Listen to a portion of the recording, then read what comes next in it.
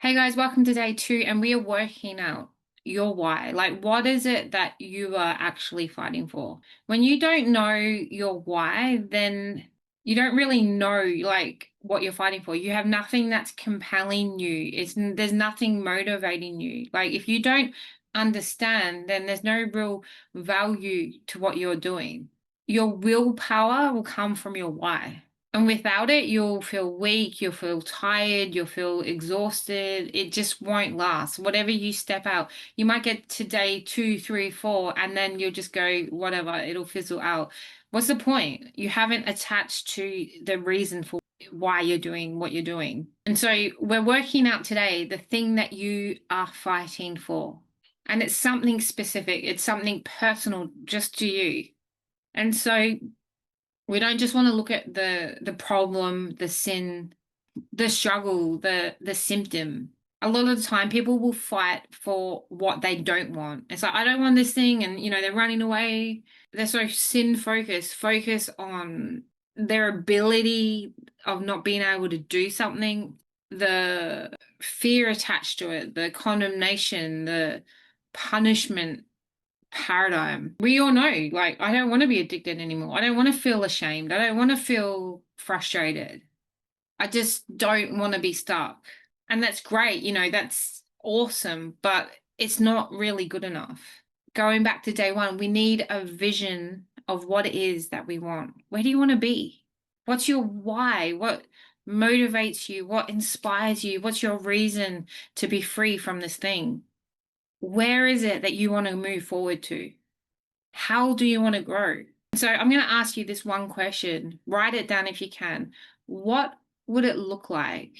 What would life look like to be totally free from this thing? Think about it for a second. What would your mornings feel like? Waking up every morning, feeling fresh, having no feelings of regret or shame. What kind of relationships would you be able to build? What would peace feel like? What would being normal look like? Make sure you write this down. If you don't have any hope for anything yet, what's the opposite of the thing that you're struggling with? Write that down. If you're struggling with depression, it could be joy, it could be hopefulness.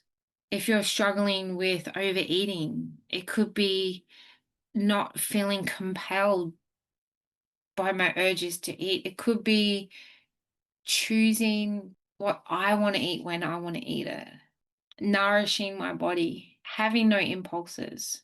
If it's lust, it could be having a clear mind when I see things or people or opportunities that I want, not being driven by thoughts or feelings or emotions. Hebrews 12:2 says that Jesus endured the cross for the joy that was set before him. Think about that for a minute. Like, Jesus endured the cross, the pain, the suffering, the beating, the belting, the tears, his flesh was ripped apart, the pain, the persecution. Like, he endured it, not out of obligation, not just to fight sin, but he had a vision. He knew the joy that was set before him, and that joy was you. And look at everything that opened up from that one moment. Because he had a vision, he could endure, he could do that most unimaginable moment to deal with that unthinkable pain. And so for you, like, what if that was the secret, the key to your endurance, your vision? When temptation hits, when you're feeling tired, when your emotions are just out of control, when everything or the chaos and everything is happening around you and your values seem totally down here, like, I just don't care right now. What if you were to think about what is the joy set before me?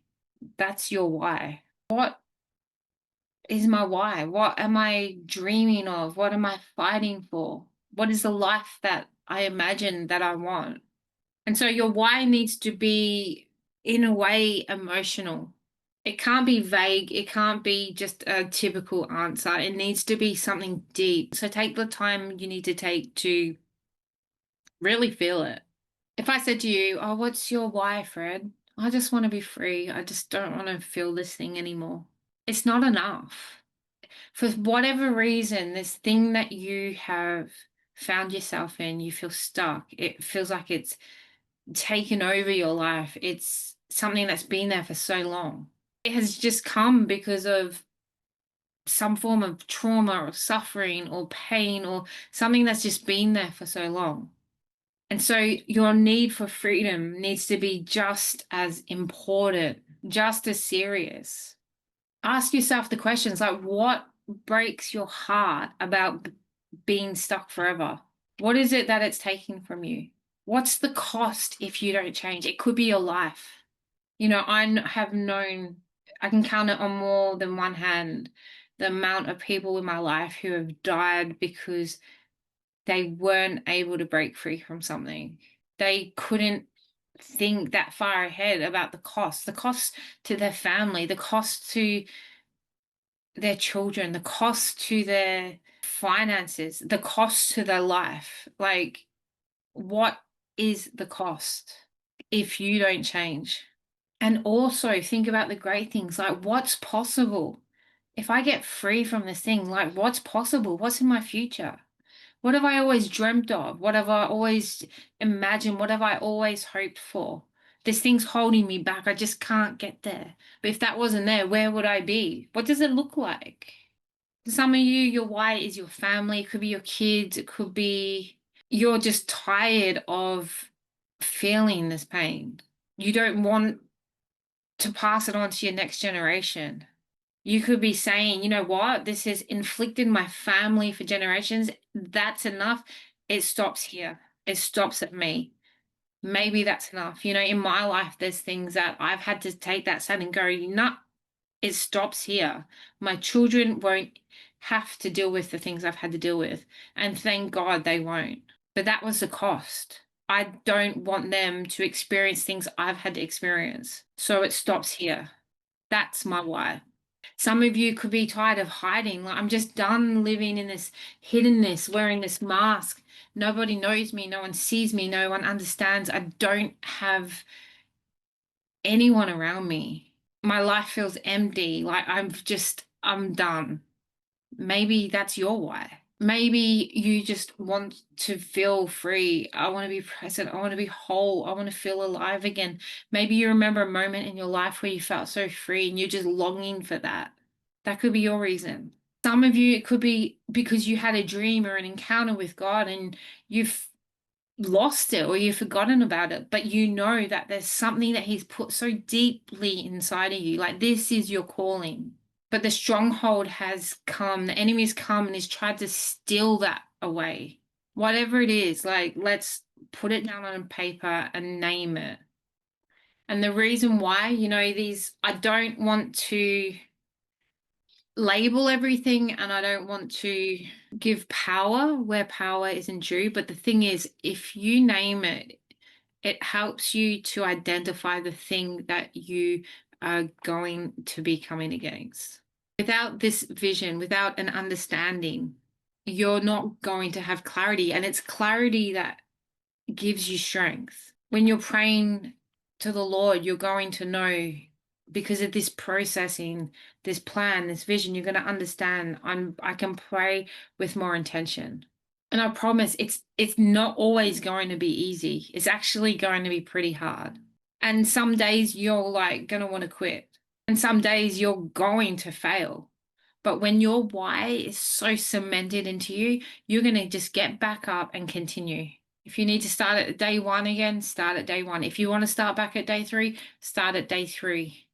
But if you've got your why in front of you, like on paper, like you've spent this time processing and creating it in your spirit, you've partnered with God, you're not going to back down. And you will remember, I'm not just trying to stop something, I'm building something. You remember the reasons why you've chosen this, not what you're running away from and trying to escape, but what you're moving into the power of what your future holds. So if you haven't written it down already, today's step is write down, what am I fighting for? And describe in detail, what does freedom look like in my life? Be specific, be bold, dream, and let yourself just imagine every possibility. When the shame breaks, when the cycle ends, when you finally get off that merry-go-round, what does it feel like? I feel confident. I feel strong. I feel courageous. I feel like the person who I'm meant to be. I feel free.